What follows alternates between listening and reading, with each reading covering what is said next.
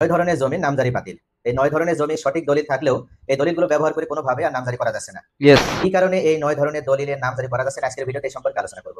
অবশ্যই। ১ নম্বরে, দলিলের সৌহদ্দিতে ভুল। যদি কোনো দলিলের সৌহদ্দিতে ভুল থাকে তাহলে সেই সৌহদ্দিতে ভুল থাকার কারণে ওই দলিলের নামজারি এসিল্যান্ড সাহেব দিবে না। বিষয়টি এরকম, অর্থাৎ দলিলে আমরা সবাই জানি যে একটা তফসিল বিবরণী থাকে, আর তফসিল বিবরণীতে এক ধরনের বিবরণী দেওয়া আছে, কিন্তু সৌহদ্দিতে অন্য জমির সৌহদ্দি উল্লেখ করা রয়েছে। যদি কোনো দলিলের সৌহদ্দিতে অবশ্যই। এই ধরনের ভুল থাকে আর এই সৌহদ্দি ভুল থাকার কারণে ওই দলিলের নামজারি প্রক্রিয়া কোনোভাবে আপনি সম্পন্ন করতে পারবেন হ্যাঁ। না। দ্বিতীয়ত, দাগ নাম্বারে ভুল। যদি কোনো দলিলে আপনার যে দাগ থেকে আপনি জমি ক্রয় করেছেন সেই দাগ যদি দলিলে সঠিকভাবে উল্লেখ না হয়, তাহলে দলিলের উল্লেখিত দাগ অনুযায়ী এসিল্যান্ড সাহেব নামজারি দিবে। কারণ এসিল্যান্ড সাহেব যখন নামজারি সম্পন্ন করে সেই সময় উনি দলিলটাকে ফলো করে, আর দলিলে যে দাগের কথা উল্লেখ আছে উনি সেই দাগ অনুযায়ী নামজারি প্রক্রিয়া করে সম্পন্ন করে দিবে। আপনি হয়তো মনে করতে পারেন যে দলিলে ভুল করে একটা দাগের নাম উঠে গেছে, আমি এই দাগ থেকে নামজারি করতে চাই না, আমি যে দাগ থেকে জমি ক্রয় করেছি সেই দাগে আমি নামজারি চাই। তাহলে এই বিষয়টি আপনার সমাধান করতে হলে পূর্ব থেকে দলিল সংশোধন করে নিতে হবে। এক্ষেত্রে আপনি চাইলে দলিল সংশোধন করে নিতে পারেন বা ভ্রম সংশোধনে দলিল করে নিতে পারেন। তবে দলিলে যে দাগের কথা উল্লেখ আছে সেই দাগ উল্লেখ করে এসিল্যান্ড সাহেব নামজারি প্রক্রিয়া সম্পন্ন করে দিবেন। তৃতীয় পর্যায়ে, যদি আপনাদের বন্টনা বা দলিল না থাকে তাহলে সেই সকল দলিলের নামজারি বাতিল হয়ে যাচ্ছে। যদি কোনো ব্যক্তি ওয়ারিশান সম্পত্তি ক্রয় করে থাকে, সেক্ষেত্রে ওয়ারিশান সম্পত্তি বা উত্তরাধিকার সম্পত্তিতে আমরা সকলেই জানি যে একই দাগের উপরে যতগুলো ওয়ারিশ আছে সবারই সেখানে অংশ থাকে। কিন্তু অনেক সময় গ্রামাঞ্চলে বা শহরাঞ্চল বলে না, যে কোনো জায়গায় ওয়ারিশান সম্পত্তি যদি হয়ে থাকে তাহলে ওয়ারিশেরা এক জায়গায় বসে পারিবারিক আপোষ মীমাংসার মাধ্যমে এক এক দাগ এক একজন ভোগ দখল করে। পরবর্তীতে বিক্রয় করার সময় কিছুদিন পর যদি বিক্রয় করার দরকার হয়ে থাকে তাহলে যে ব্যক্তি বিক্রয় করে উনি কোনো ব্যক্তির কাছে বিক্রয় করার উদ্দেশ্যে এই একটি দাগ ভোগ দখল দিবে এমন একটা শর্ত সাপেক্ষে সাধারণত বিক্রয় করে। আর যদি কোনো ব্যক্তি এইভাবে ওই জমি ক্রয় করে থাকে তাহলে পরবর্তীতে উনি ওই জমি দীর্ঘদিনের জন্য টিকিয়ে রাখতে পারবে না, যার কারণে এসিল্যান্ড সাহেব দলিল লক্ষ্য করার মাধ্যমে দেখে যে উনি যে দাগ থেকে জমি ক্রয় করেছে সে দাগে ওনার ভোগ দখল উল্লেখ করা থাকলেও ওনার সেখানে অংশ আছে সীমিত পরিমাণ। অর্থাৎ যে ব্যক্তি থেকে উনি জমি ক্রয় করেছেন তার অংশ সেখানে যতটুকু আছে সেই পরিমাণ নামজারি উনি ওই দাগ থেকে তেনাকে দিতে পারবেন। আর অন্যান্য দাগে ওনার যে অংশ আছে সেখানে সেখানে উল্লেখ করার মাধ্যমে নামজারি সম্পন্ন করে দেয়। সাধারণত বন্টনামা না থাকলে এক দাগ আপনি কখনো চাইলেই নামজারি করে নিতে হ্যাঁ। পারবেন না। এজন্য উত্তরাধিকার সম্পত্তি বা ওয়ারিশান সম্পত্তি ক্রয় করার সময় অবশ্যই বন্টন বা দলিল অনুযায়ী ক্রয় করতে হবে। তা না হলে নামজারি করতে যে আপনাকে ঠকতে হবে, কারণ নামজারি করার সময় আপনি কোনোভাবেই এক দাগে সম্পূর্ণ জমি নামজারি করে নিতে পারবেন না। চতুর্থ পর্যায়ে, অংশে সে যদি বেশি পরিমাণে বিক্রয় করে থাকে।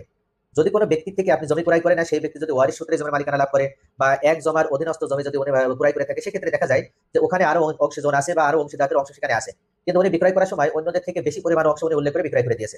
এমন অবস্থায় সেই বেশি পরিমাণ বিক্রয় করা জমিটুকু যেভাবে হোক দলিলেও হয়ে গেছে, কিন্তু দলিল হয়ে যাওয়ার পরেও আপনি কোনোভাবেই ওই দলিল অনুযায়ী এসিল্যান্ড মহোদয়ের কাছ থেকে নামজারি করে নিতে পারবেন না সম্পূর্ণ জমি। কারণ এসিল্যান্ড সাহেব যখন নামজারি প্রক্রিয়া সম্পন্ন করে দেয় তখন যাচাই বাছাই করার মাধ্যমে নামজারি প্রক্রিয়া করে দেয়।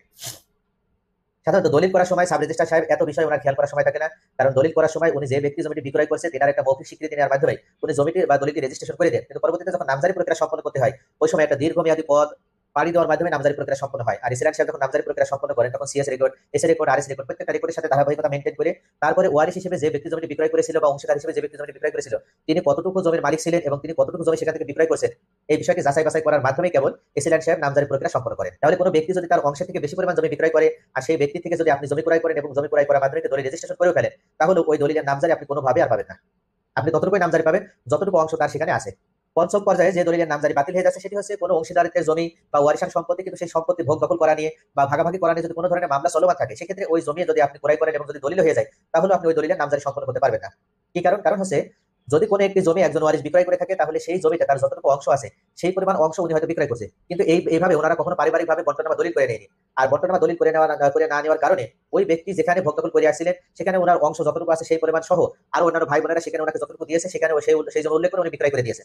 এমন অবস্থায় অন্য আরো যে ভাই বোনেরা আছে তারা যদি মনে করে যেহেতু আমাদের জমি চলে গিয়েছে, আমাদের ভাইয়ের কাছে ছিল বলে আমরা এতদিন কিছু বলিনি, আমাদের ভাই ভোগ দখল করে আসছিল, আমাদের কোনো সমস্যা ছিল না, বা আমাদের বোন ভোগ দখল করে আসছিল, আমাদের কোনো সমস্যা ছিল না বা আপত্তি ছিল না, কিন্তু যখনই জমিটা অন্য আরেকজনের কাছে বিক্রয় করে দিয়েছে তাহলে এখন কোনোভাবে আমরা আমাদের অংশ ছাড়বো না বা আমাদের অংশ সেখানে যতটুকু আছে সেই পরিমাণ অংশটা বের করে দেবো।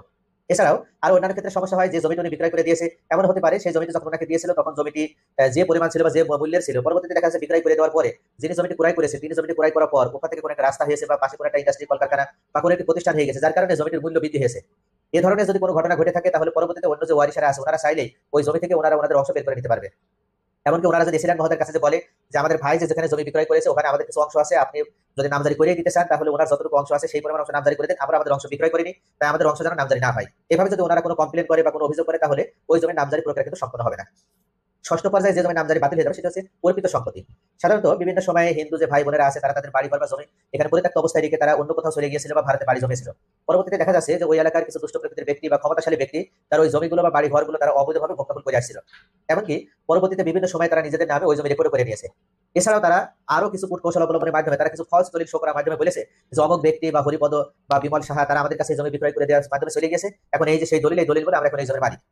এ ধরনের কোনো জমি যদি কোনো ব্যক্তি ক্রয় করে থাকে এবং পরবর্তীতে উনি ক্রয় করার পর যদি সঠিকভাবে দলিল রেজিস্ট্রেশন হয়েও থাকে, এরপরও ওই দলিল রেজিস্ট্রেশন কিন্তু ওই রেজিস্ট্রিকৃত দলিল এসিল্যান্ড মহোদয়ের কাছে নিয়ে যাওয়ার মাধ্যমে কোনোভাবেই আপনি ওই দলিল অনুযায়ী নামজারি করতে পারবেন না।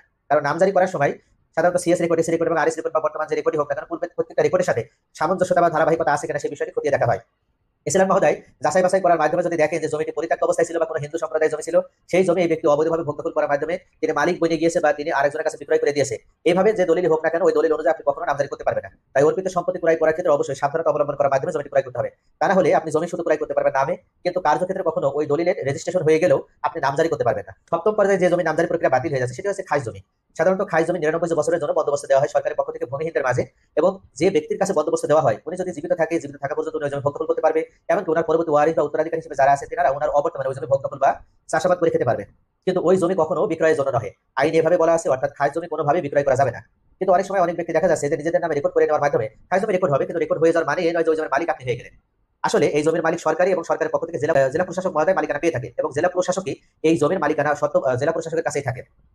কিন্তু কোনো ব্যক্তি যদি অবৈধভাবে ওই খাস জমি বিক্রয় করে দেয় আর অন্য কোনো ব্যক্তি যদি খাস জমি ক্রয় করে থাকে, এমন অবস্থায় যে ব্যক্তি খাস জমি ক্রয় করেছে এইভাবে যে দলিল রেজিস্ট্রেশন হয়েছে উনি ওই দলিল কোনোভাবে এসিল্যান্ড মহোদয়ের কাছে নিয়ে যাওয়ার মাধ্যমে নামজারি প্রক্রিয়া সম্পন্ন করে নিতে পারবেন না। কারণ সাব রেজিস্ট্রার মহোদয় ওই দলিল রেজিস্ট্রেশন করে দিলেও এসিল্যান্ড মহোদয় উনি বিষয়টি যাচাই বাছাই করে যদি পায় যে এই জমির ভিতরে কিছু পরিমাণ সরকারের অর্পিত সম্পত্তি আছে বা কিছু পরিমাণ সরকারি খাস জমি আছে বা কিছু পরিমাণ সরকারের কোনো স্বার্থ সংশ্লিষ্ট জমি এখানে উল্লেখ আছে, তাহলে কোনোভাবেই ওই জমির নামজারি কিন্তু আপনি করে নিতে পারবেন না। অর্থাৎ দলিল যদি আপনার হয়েও থাকে তারপর ওই দলিল অনুযায়ী আপনি খাস জমি কখনো নামজারি করে নিয়ে নিজের নামে অন্তর্ভুক্ত করে নিতে পারবেন না। অষ্টম পর্যায়ে যে দলিলের নামজারি প্রক্রিয়া বাতিল হয়ে যাচ্ছে সেটা হচ্ছে সরকারি বিভিন্ন সংস্থা জমি। আমরা জানি যে সরকারি বিভিন্ন সংস্থা আছে, যেমন পানি উন্নয়ন বোর্ড আছে, রেলওয়ে আছে, সড়ক বিভাগ ও জনপদ অধিদপ্তর আছে, এছাড়া বন বিভাগ আছে, চা বাগান আছে, রাবার বাগান আছে, বিভিন্ন ধরনের যে সরকারি সংস্থা আছে। সরকারি এই সংস্থা জমিগুলো অনেক অসাধু ব্যক্তি আছে, তিনারা অবৈধভাবে ভোগ দখল করে এবং পরবর্তীতে নিজেদের নামে রেকর্ড ভুক্ত করে নেয়। এমনকি ওনারা ফলস একটি দলিল শো করার মাধ্যমে অন্য কারো কাছে যদি ওই জমি বিক্রয় করে দিয়ে থাকে, আর ওই জমি যদি কোনো ব্যক্তি ক্রয় করে এবং ক্রয় করার মাধ্যমে সাব রেজিস্ট্রার মহোদয়ের কাছে যাওয়ার মাধ্যমে যে কোনো ভাবে বা যে কোনো ওয়ে ব্যবহার করে যদি জমিটি রেজিস্ট্রেশন হয়েও যায়, তারপরও ওই রেজিস্ট্রিকৃত দলিল অনুযায়ী আপনি কখনো এসিল্যান্ড মহোদয়ের কাছ থেকে নামজারি করে নিতে পারবেন না। কারণ এসিল্যান্ড মহোদয় বিষয়টি যাচাই বাছাই করে খতিয়ে দেখার মাধ্যমে যদি দেখেন যে এই জমির ভিতরে সরকারি যে সংস্থাগুলো আছে, সরকারি সংস্থা জমি আছে বা সরকারি স্বার্থ সংশ্লিষ্ট জমি এখানে অন্তর্ভুক্ত আছে, তাহলে উনি কোনোভাবেই ওই দলিলের নামজারি করে দেবে না। তাহলে ভিউয়ার্স, আপনি অবশ্যই জমি ক্রয়ের সময় যাচাই বাছাই করে জমি কিনবেন, কারণ সরকারের স্বার্থ জড়িত আছে বা সরকারি সংস্থার কোনো জমি সেখানে অন্তর্ভুক্ত আছে। এরকম জমি যদি কোনো ব্যক্তি বিক্রয় করে দিয়ে থাকে তাহলে কোনোভাবেই ওই জমি ক্রয় করা যাবে না, বরং ওই জমি ক্রয় করা থেকে নিজেকে বিরত রাখতে হবে। কারণ আপনার আসলে ভিডিওটিতে যেমন বলেছে আমরা তেমন করব, এভাবে আমরা জমি ক্রয় করতে পারবো। তো ধন্যবাদ সকলকে সঙ্গে